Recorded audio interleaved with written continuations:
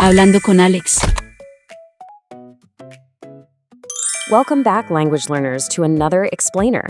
Today, we are tackling a real monster, what's easily one of the most notoriously confusing hurdles in all of Spanish grammar. Yep, I'm talking about the famous to be dilemma. Imagine trying to express a simple, everyday thought like I am, only to just hit a total brick wall because the language demands you choose between two entirely different words, ser and estar. If that's ever frustrated you, well, you're in exactly the right place.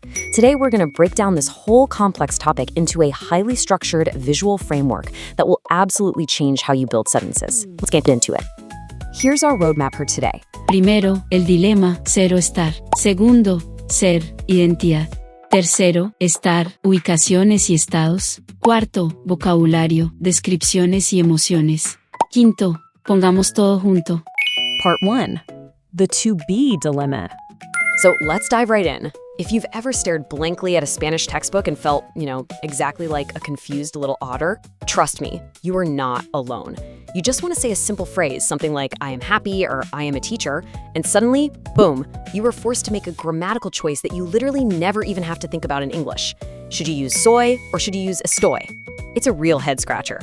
You see, in English, we have this single, universal multi-tool of a verb, to be. We just say I am, whether we're talking about our name, our feelings, or our location. It's one size fits all. But Spanish? Spanish forces a choice based on context.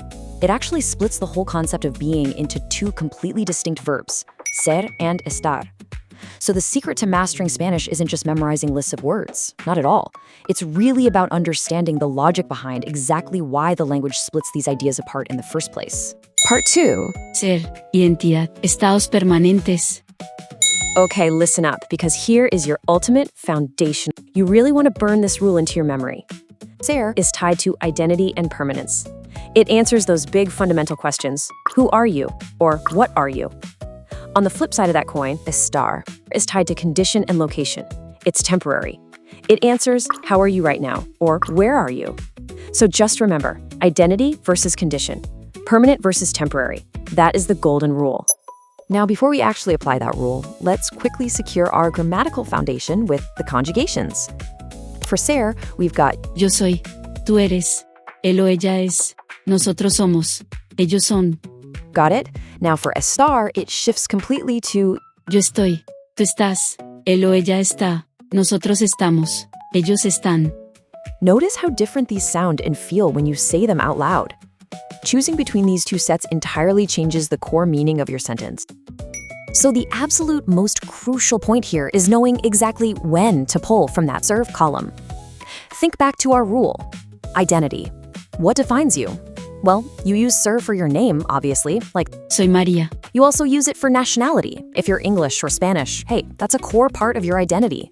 You use it for your physical description, your personality, your profession, like being a doctor or a teacher, and even your family role, such as being the father of someone. Soy el papá de. These are the permanent markers of who you are. Part 3. Estar. Lugares y estados temporales. All right, moving on. Here is your checklist for estar. You use estar when you're describing temporary conditions or your current physical state. You also use it for your feelings and emotions. And, this is absolutely key, you use estar for location. If you want to say, I am in the kitchen or I am in England, you absolutely must use estar. Why? Because the location answers the question, where are you, not who are you? Part 4. Vocab. Descriptions and emotions. Let's put this to the test with some real-world vocabulary, starting with professions and nationalities. Whether you are a doctor, a police officer, a teacher, or if you're Mexican, French, or British, these things define what you are. They are anchored firmly to the verb Ser. You wouldn't ever use a star here. Instead, you boldly state your identity. Soy médico. Soy colombiano. Now, here is where English speakers sometimes trip up. Physical traits. We're talking things like being tall, alto, or short, bajo, or young, joven. Now, you might be thinking, wait a minute, a trait like being thin or fat can definitely change over time. And sure, it can. But in Spanish grammar, physical descriptions still fall under ser. They are treated as core characteristics of your identity. They're answering the question, what are you like? In sharp contrast to that, consider your emotions: happy, feliz, sad, triste, angry, enojado, or tired, cansado. These tie directly to the estar rule. But why? Well, because feelings are by nature temporary conditions. They answer the question, how are you feeling right now? You aren't permanently made of sadness. You're just experiencing it at this specific moment. Therefore, you say, estoy triste, not soy triste. Make sense? Let's do a quick mini quiz to really test your understanding of this logic. Consider these two super simple English sentences. I am in the park, and it is a big house. In that first one, you're giving a location, right? You're answering, where are you? So, boom, you must use estar. But in the second one, you're describing a permanent characteristic of an object. You're answering, what is it like? So you absolutely must use ser. It really is that logical once you get the hang of it. Part 5, putting it all together. Okay, to help us combine all of this into a bigger, more complex paragraph, I want to introduce you to a friend of ours, Carlos. Carlos is going to speak to us using both ser and estar, and it's our job to decode exactly why he chooses which verb. Let's see what he has to say for himself.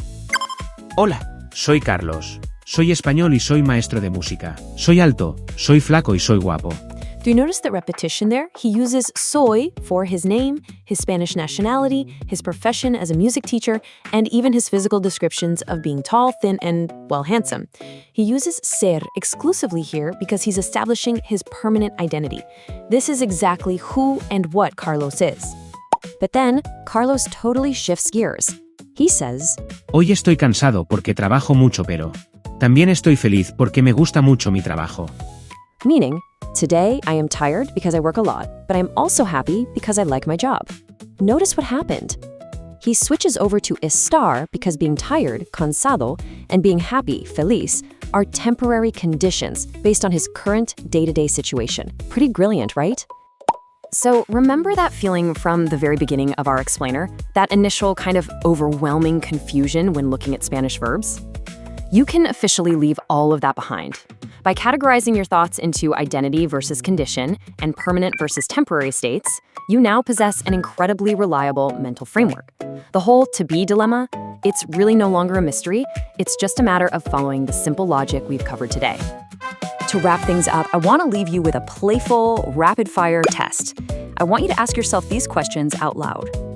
¿Eres Pedro? ¿Estás triste? ¿Eres guapo? ¿Eres británico? ¿Eres? ¿Estás? Instantly frames whether I'm asking about your permanent identity or just your current state. It's like a secret code. So the next time you go to translate the phrase I am, I want you to ask yourself one simple provocative question. Are you describing the absolute core of who you are or just how you happen to be right now? Nos vemos en la próxima lección. Chao.